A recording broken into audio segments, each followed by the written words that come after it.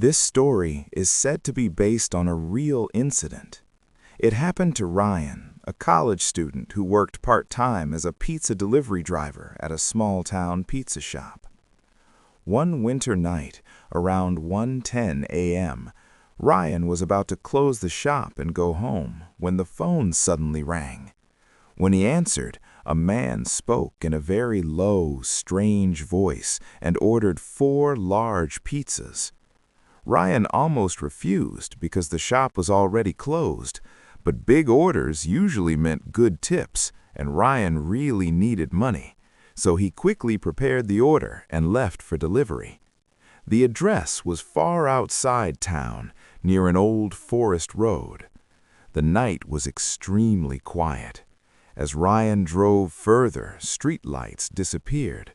The road became rough and surrounded by tall, wild trees. Fog slowly covered the road. After almost 25 minutes of driving, Ryan reached the location. It was an old house, deep inside the forest. The house looked abandoned. No lights, no cars, no sound. Ryan felt uneasy. He tried calling his manager to cancel the delivery, but there was no answer. If he returned with 4 pizzas, his manager might cut his salary. Taking a deep breath, Ryan walked toward the house. Suddenly, one dim light inside turned on. Ryan felt a little relieved. Maybe someone really lived there. He rang the doorbell. "Pizza delivery!" he shouted. No answer. He rang again. This time, he heard footsteps inside, but still no one opened the door. As Ryan turned to leave, the door slowly opened on its own. His heart started racing. He stepped inside carefully. The hall had a weak yellow light. The air smelled old and dusty. "Hello? I brought your pizza," he called. Suddenly, a black cat ran past him into another room. The moment the cat entered, the room lights turned on, the TV turned on, and Ryan heard children laughing. Thinking someone was playing a prank, Ryan walked angrily into the room.